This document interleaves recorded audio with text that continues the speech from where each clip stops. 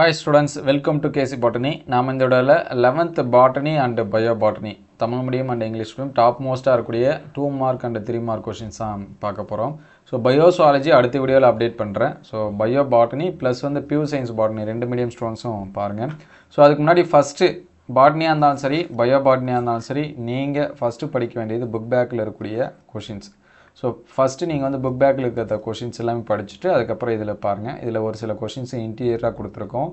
அதுக்கு முன்னாடி நம்ம சாப்டர் வைஸாக இம்பார்ட்டன்ட் கொஷின்ஸ் வந்து அப்டேட் பண்ணியிருக்கோம். அந்த கொஷின்ஸ் எல்லாமே பாருங்கள். ஸோ அது எல்லாமே எனக்கு பத்தில் அப்படின்னா மட்டும் இந்த கொஷின்ஸ் வந்து பாருங்கள். எக்ஸ்பெக்டடாக என்னென்ன இருக்குது. ஏன்னா நமக்கு வந்து பாட்னி கூட சொல்லலாம் 9 கொஷின்ஸ் வந்து கேட்பாங்க. நம்ம 6 ஆன்சர்ஸ் பண்ணோம். ஆனால் பயாலஜி பாட்னியில் பார்த்தீங்கன்னா 6 கொஷின்ஸ் தான் கேட்பாங்க. 6 2 மார்க்கு 5 3 மார்க்ஸ் தான் கேட்பாங்க. சரிங்களா பயோபாட்னி பொறுத்த வரைக்கும். ஆனால் நமக்கு 15 லெசன்ஸ் வந்து இருக்குது. அதனால் முடிஞ்ச அளவுக்கு நீங்கள் வந்து என்ன பண்ணுங்கள் அப்படின்னா புக் பேக்கை பாருங்கள். சரிங்களா ரெண்டு மீடியமும் 2 ஸ்டூடெண்ட்ஸும் அதுக்கடுத்து இன்டீரியர் எல்லாமே பார்த்து படிச்சிங்க. ஸோ இந்த கொஷினை இம்பார்ட்டன்ட் லிஸ்ட்டில் நீங்கள் வந்து சேர்த்து வச்சுங்க. இது எல்லாமே இயர் கொஷின்ஸில் கேட்டது. ஏன்னா இப்போ ஒரு சில கொஷின்ஸ் வந்து நியூவாக தான் கேட்பாங்க. அதுக்கேற்ற மாதிரி ப்ரிப்பேர் பண்ணிங்க.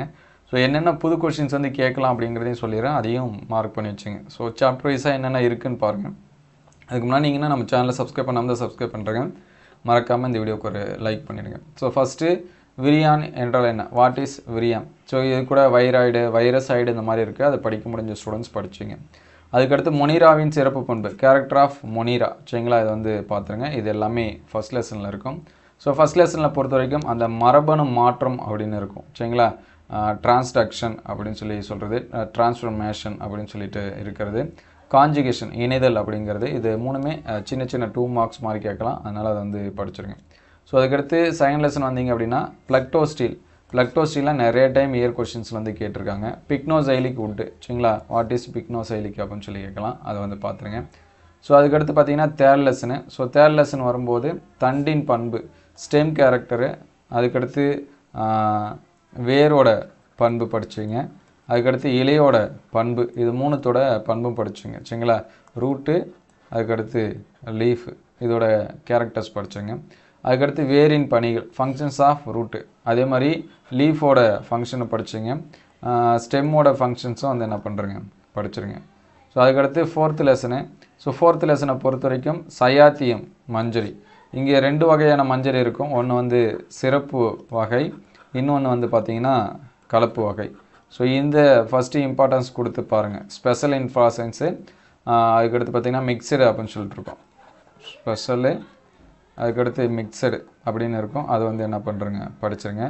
ஸோ இது கூடவே சைமோஸ் ரெசிமோஸ் அப்படின்னு சொல்லிட்டுருக்கோம். அந்த கொஷின்ஸும் வந்து என்ன பண்ணுறங்க படிச்சுருங்க.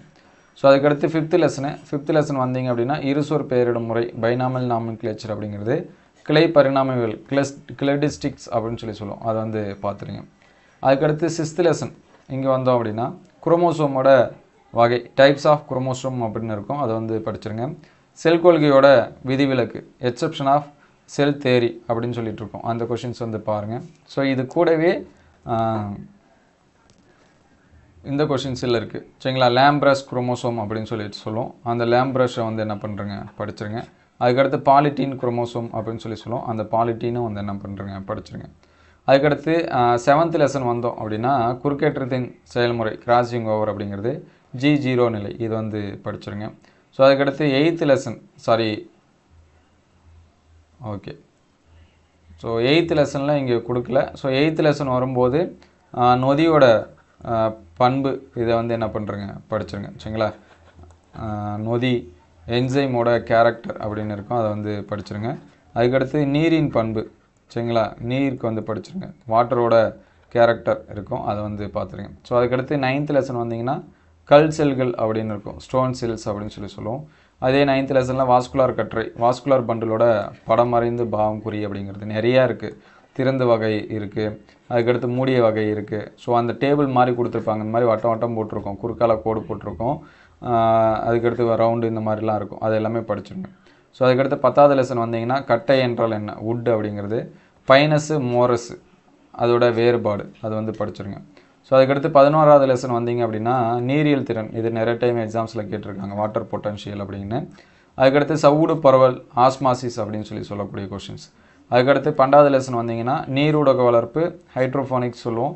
இது கூட காற்று ஊடக வளர்ப்பு இருக்கும், அதையும் வந்து என்ன பண்ணுறங்க படிச்சிருங்க. ஈடு செய்யும் புள்ளி, இது வந்து 13வது லெசனில் ஈடு செய்யும் புள்ளி கம்பன்சேஷன் பாயிண்ட் அப்படின்னு சொல்லுவோம்.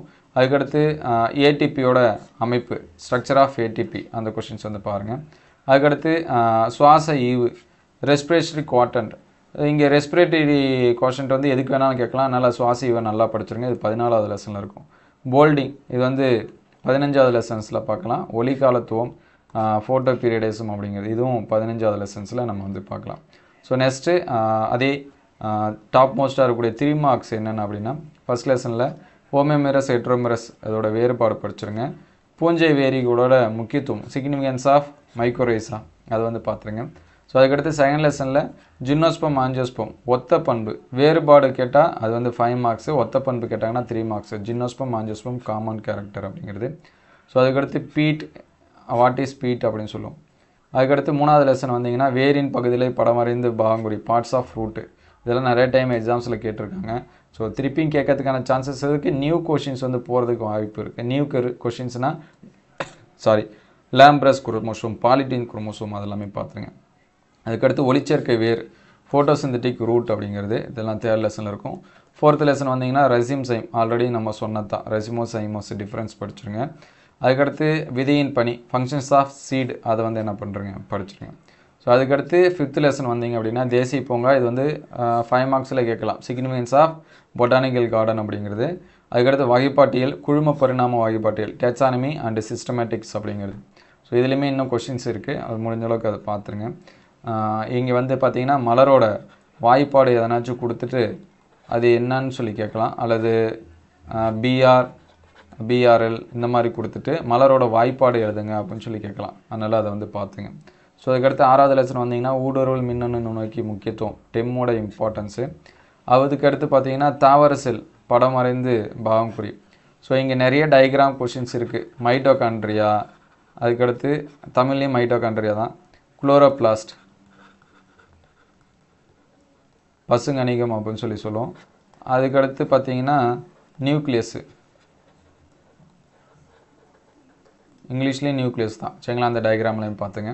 அதுக்கடுத்து 7th லெசன் வந்தீங்கன்னா மைட்டாசிஸ் மியாசிஸ் வேறுபாடு, மைட்டாசிஸ் மியாசிஸ் டிஃப்ரென்ஸு. அதுக்கடுத்து 8th லெசன் வந்து கொடுக்கவே இல்லை, ஏன் கொடுக்கலன்னு தெரியல. ஸோ டிஎன்ஏ கேரக்டர்னு இருக்கும், அந்த டிஎன்ஏவோட பண்பு படிச்சுங்க. ஆர்என்ஏ வகை அது வந்து படிச்சுருங்க. நொதி, நீர், புரோட்டீன், இது வந்து பார்த்து வச்சுங்க. ஸோ 8th லெசன் குட்டி இருக்கிற மாதிரி இருக்கும், ஆனால் நிறையா கொஷின்ஸ் வந்து அது உண்டு, அதை பார்த்துங்க. டிஎன்ஏவை பற்றி கண்டிப்பாக ஒரு கொஷின்ஸ் கேட்பாங்க, டிஎன்ஏ அமைப்பு இந்த மாதிரி கூட கேட்கலாம். ஸோ அதுக்கடுத்து 9th லெசன் வந்தீங்கன்னா ஆக்குத்திஸோட பண்பு, கேரக்டர் ஆஃப் மெரிஸ்டம், அந்த ஆக்குத்திஸோட படம் இருக்கும் இந்த மாதிரி, சரிங்களா. இந்த மாதிரி கேவலமாக இருக்காது, கொஞ்சம் நல்லா தான் இருக்கும். இது வந்து என்ன பண்ணிக்கங்க போட்டுங்க, சரிங்களா. நம்ம வந்து பூதம் ரெடி பண்ணுற மாதிரி இருக்கும், அதை வந்து பார்த்துங்க. அதுக்கடுத்து ஏக்கச்செல்கள், மோட்டார் செல்ஸ் அப்படின்னு சொல்லுவோம், அதை வந்து பார்த்துருங்க. அதுக்கடுத்து 10th லெசன் வந்தீங்க அப்படின்னா ஆண்டு வளையம், ஆனுவல் ரிங் அப்படிங்கிறது, வளர்ச்சி வளையத்தோட முக்கியத்துவம், சிக்னிஃபிகன்ஸ் ஆஃப் க்ரோத் ரிங், இது வந்து பப்ளிக் எக்ஸாம்ஸில் கேட்டிருக்காங்க, அதை பார்த்துங்க. ஸோ அதுக்கடுத்து 11வது லெசன் வந்தீங்கன்னா நிறைய 2 மார்க்ஸ் இருக்குது. சாரேற்றம், பரவல், சவ்வூடு பரவல், இந்த மாதிரி இருக்குது. டிஃப்யூஷனு, அசெண்ட் ஆஃப் சாப்பு. ஸோ அதனால் முடிஞ்ச அளவுக்கு என்னென்ன 2 மார்க்ஸ் சப்டைட்டில் இருக்கோ அந்த டைட்டில் எல்லாமே என்ன பண்ணி வச்சுங்க, படித்து வச்சுங்க. படிக்க முடியாதவங்க இது மட்டும் படிங்க. அதுக்கடுத்து 12வது லெசன் பார்த்தீங்கன்னா காற்று ஊடக வளர்ப்பு, ஏரோபோனிக்ஸ் அப்படிங்கிறது. அதுக்கடுத்து 13வது லெசன் ஒளிச்சேர்க்கையோட சமன்பாடு. ஸோ ஒளிச்சேர்க்கையோட சமன்பாடு, அதே போல் சுவாசித்தலோட சமன்பாடுலாம் கேட்பாங்க, சரிங்களா. அதை வந்து என்ன பண்ணி வச்சுங்க, ஜென்ரலாக தெரிஞ்சு வச்சுங்க. அதுக்கடுத்து ஒளிச்சுவாசம், அதோட முக்கியத்துவம் படிச்சுங்க. Photo respiration, significance.